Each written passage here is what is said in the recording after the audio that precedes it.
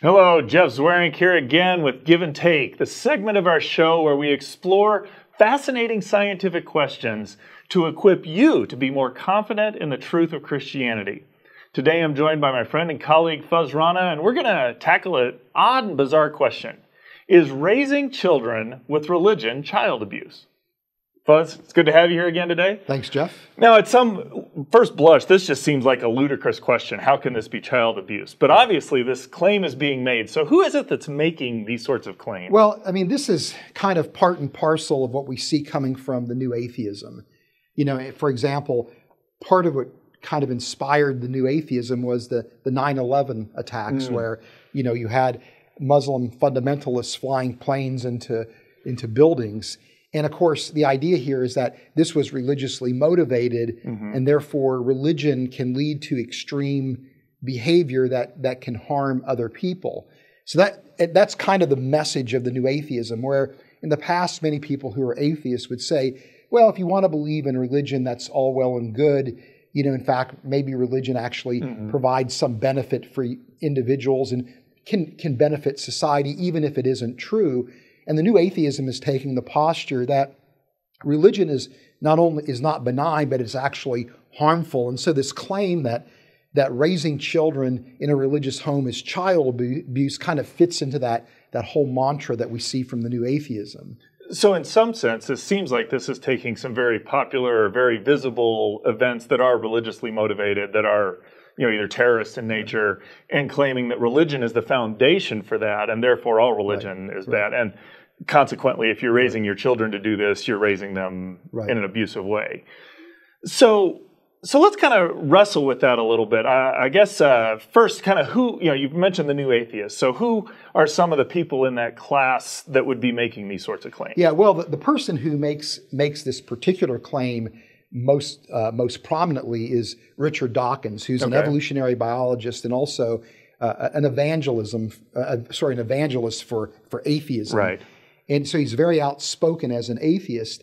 And in a number of occasions, he playing off of the child molestation that has happened in the Catholic Church, has made statements to the effect that as bad as child molestation is, raising children in a religious home is even more abusive than that, simply because you're telling these children that if unless you believe in God, you're going to go to hell. And so young children are troubled by the fact that they have friends who don't believe in the same religious system as they do, and their friends are going to be condemned to hell.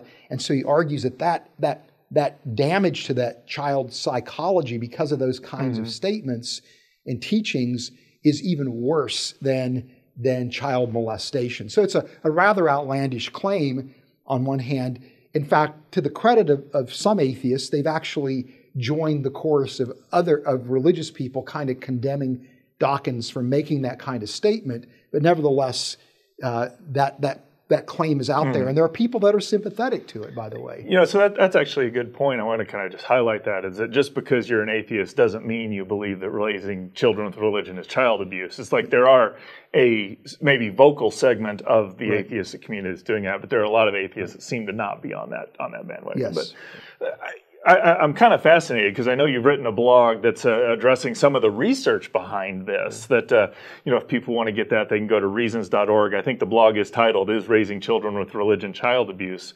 But what are some of the claims? What does the scientific data show about raising kids with a religious upbringing? Well, and to preface that, there's a number of studies looking at adults showing that adults who regularly attend church, who regularly engage in religious practices, actually lead healthier lives, both physically and mentally. And so people that practice forgiveness are happier, they're healthier. People that go to church on a regular basis are less likely to get involved with drug abuse, and if they are recovering from drug addiction, are much more likely to remain sober. And so there's a number of studies like this that are out there with adults. But recently there was a study done for the first time looking at this question in children, and they were looking at children between 12 and 19 years of age.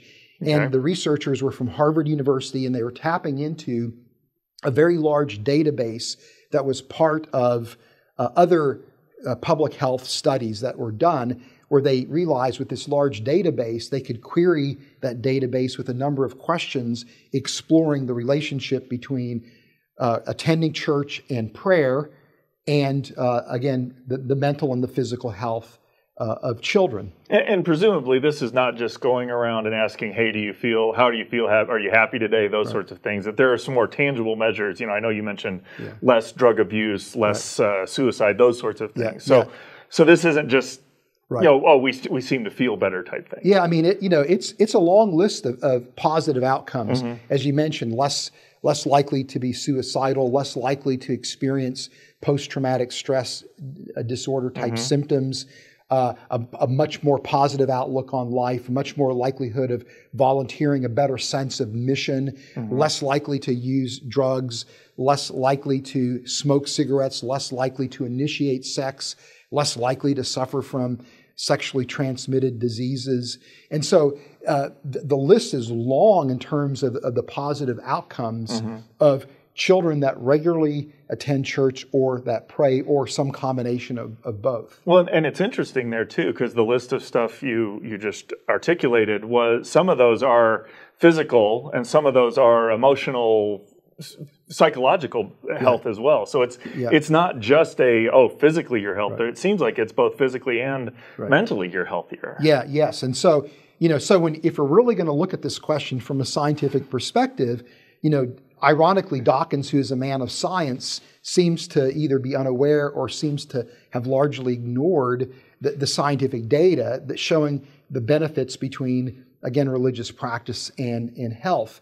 Now, it doesn't necessarily mean that Christianity is true or Judaism is true or Islam is true, but what it does mean is that religion isn't a harmful thing. It isn't something that is a threat or a danger to society.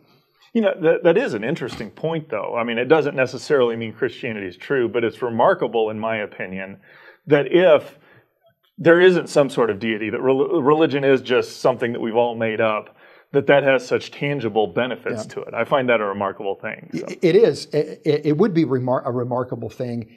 But on the other hand, if Christianity is true, and you look at what Scripture teaches in terms of how we should live our life, what lifestyle we should adopt, how we should interact with other people and treat other people, and how we should develop a sense of purpose and a sense of worth, if Christianity is really true in these teachings, then you would expect that for someone that follows them, there would actually be genuine benefits.